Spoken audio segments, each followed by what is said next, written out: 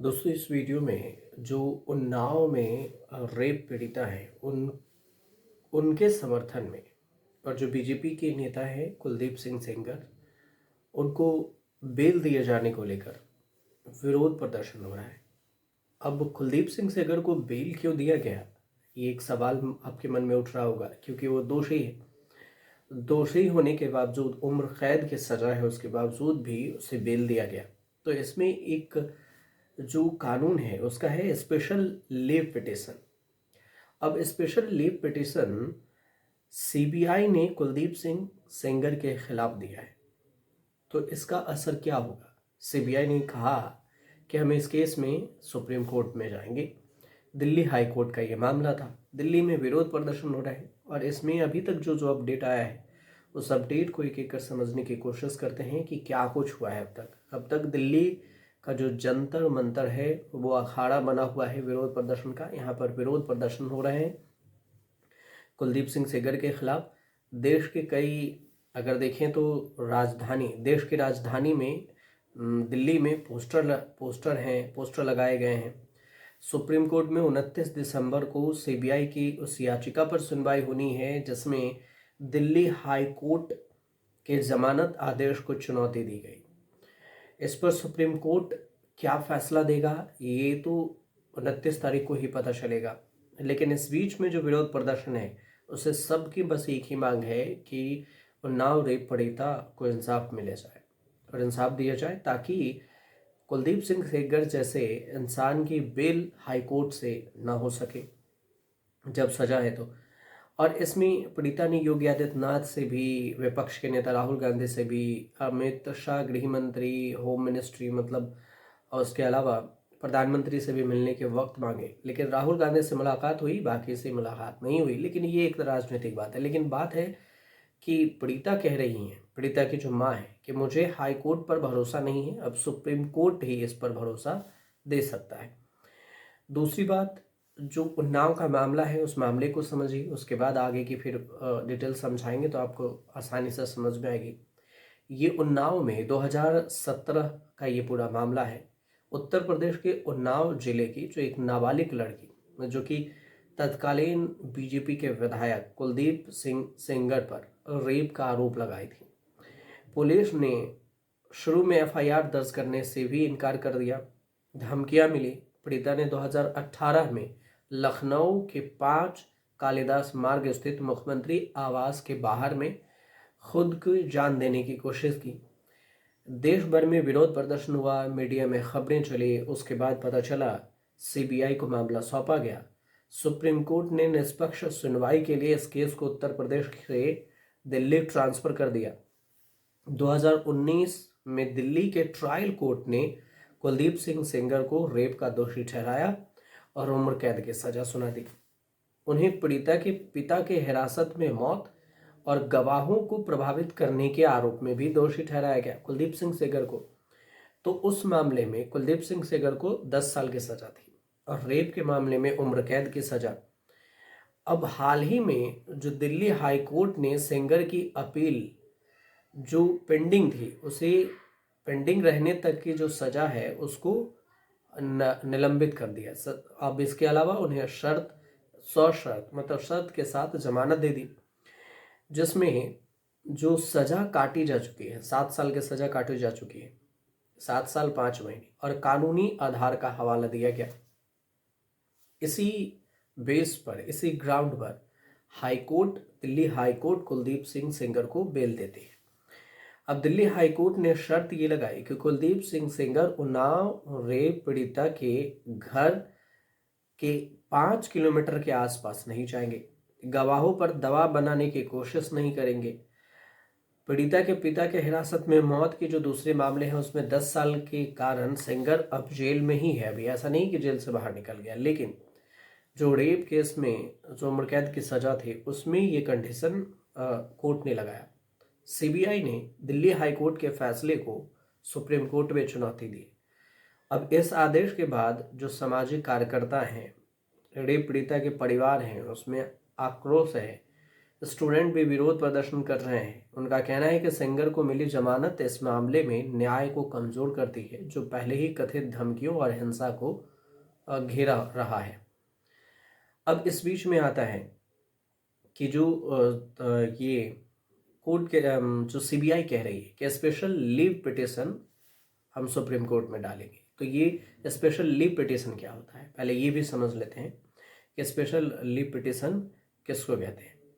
तो संविधान के अनुच्छेद 136 के तहत जो दायर विशेष अनुमति याचिका होती है, जिसे एसएलपी कहा जाता है, इसमें हाई कोर्ट के जो 23 दिसंबर के उस फैसले को चुनौती दी गई है जिसमें कुलदीप सिंह सेंगर की अपील पेंडिंग रहने के दौरान उसकी सजा निलंबित करने की अर्जी स्वीकार करते हुए जमानत मिल गई।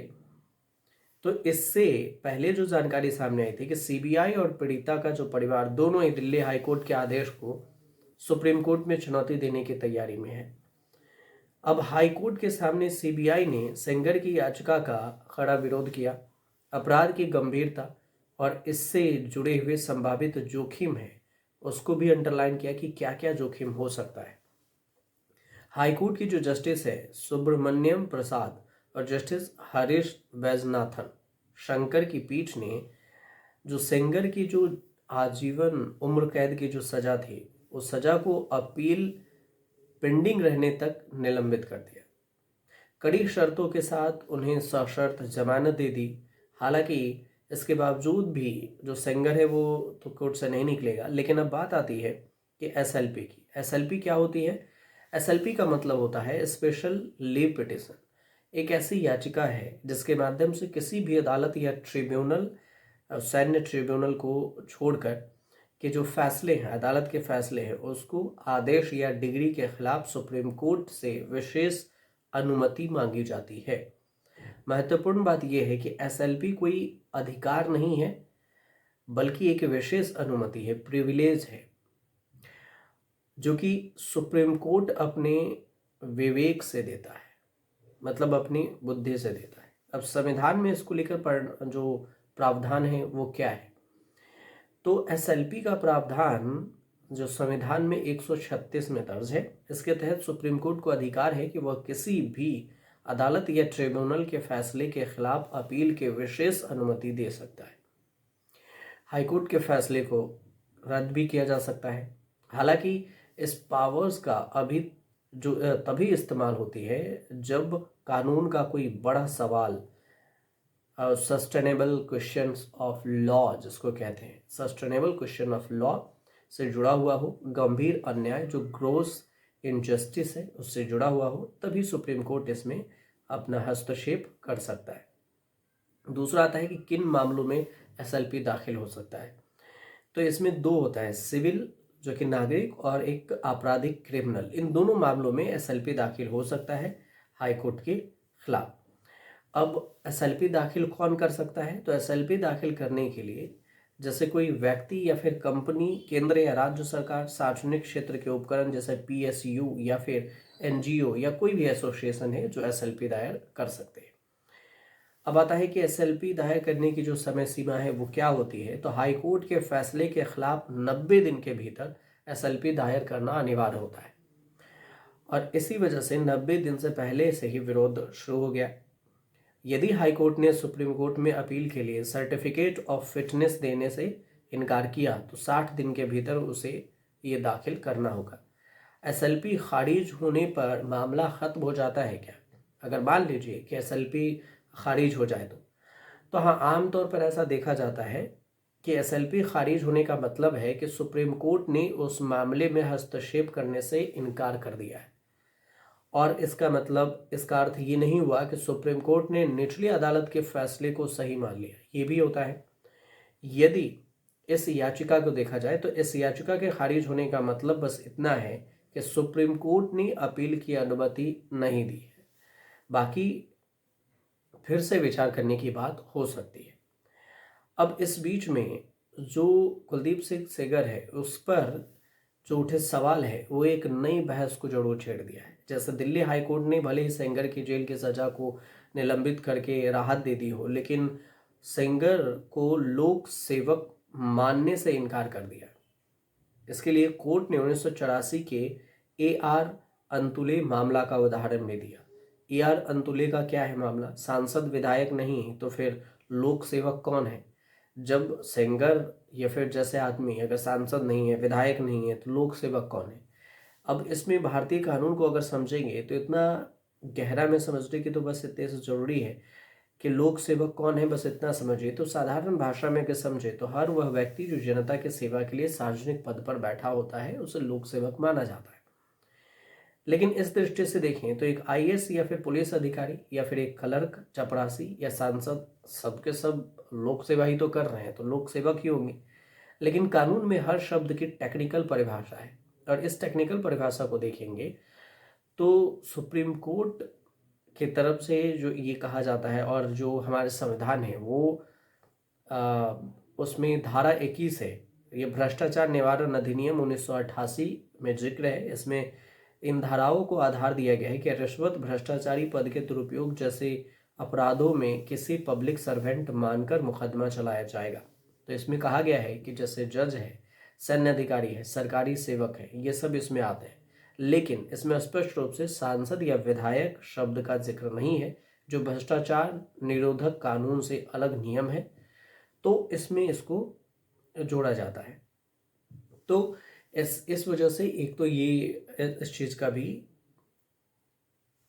मतलब मामला सामने आता है। अब आता है कि दबोचन जो कुलदीप सेंगर को दबोचने के लिए CBI ने आडवाणी केस को भी एक नज़ीर बनाया है। तो आडवाणी केस का जो मामला है उसमें से अगर आप थोड़ा सा समझेंगे तो ये कहा गया कि उसमें ये कहा गया है कि जो CBI ने जो तर्क दिया कि पॉक्सो एक्ट की धारा जो 5C है, इसके तहत अपराध उस स्थिति में जो एग्रीवेटेड है उसको यानी कि अधिक गंभीर माना जाता है, और पुलिसकर्मी, सशस्त्र बल, लोक सेवा या ऐसे व्यक्ति द्वारा इसको किया जाता है। फिर सार्वजनिक भरोसा और अधिकार इसमें निहित होता है। एजेंसी का कहना है कि एक मौजूदा विधायक न केवल संवैधानिक पद पर होता है बल्कि उसके पास जनता का विश्वास और प्रभाव भी होता है, जिससे उसकी जिम्मेदारी और भी बढ़ जाती है। तो ये एक अलग से जो तर्क दे रही है CBI वो है। आडवाणी केस का हवाला इसलिए दिया जा रहा है कि आडवाणी बनाम CBI का एक मामला उस फैसले से सुप्रीम कोर्ट के जो स्पष्ट विचार किया था कि विधायक भ्रष्टाचार निवारण अधिनियम की धारा 2C जो 8 है उसके तहत लोक सेवक का तर्क दिया है। लेकिन लोक सेवक आडवाणी वाला जो तर्क है वो सेंगर में अभी काम नहीं करेगा, क्योंकि लोक सेवक वाला जो तर्क संविधान में पहले से जिक्र है और इस बात का जिक्र हमने अभी पिछले आपको कर दिया था। तो ये पूरा सवाल उठ रहा है। अब देखना ये होगा कि सुप्रीम कोर्ट सेंगर मामले में क्या कुछ अपना फैसला सुनाती है। तो ये जो कुछ चर्चा हो रहे थे कि कौन कौन से कानून हो सकता है, सुप्रीम कोर्ट क्या कुछ फैसला देंगे सेंगर मामले पर, इसमें दो चीज़ जो सामने है वो चीज़ हमने आपको रखी है। एक तो या तो SLP खारिज हो या फिर हाई कोर्ट के फैसले को पुनर्विचार के लिए भेजे, या फिर ये कहे सुप्रीम कोर्ट कि हाई कोर्ट के फैसले मान्य नहीं हैं। कई ऐसे मामले हैं जिसमें सुप्रीम कोर्ट ने खुद ही इसको पलटा है हाई कोर्ट के फैसले को, तो कई ऐसे उदाहरण मिल जाएंगे आपको। तो अब देखना ही होगा कि सुप्रीम कोर्ट का क्या कुछ फैसला रहता है। फिलहाल ये जो थोड़ी सी जानकारी थी उसको हमने आपको बताया। आपको अगर सही लगे तो हमारे चैनल से जुड़िए, सब्सक्राइब जरूर कर लीजिए।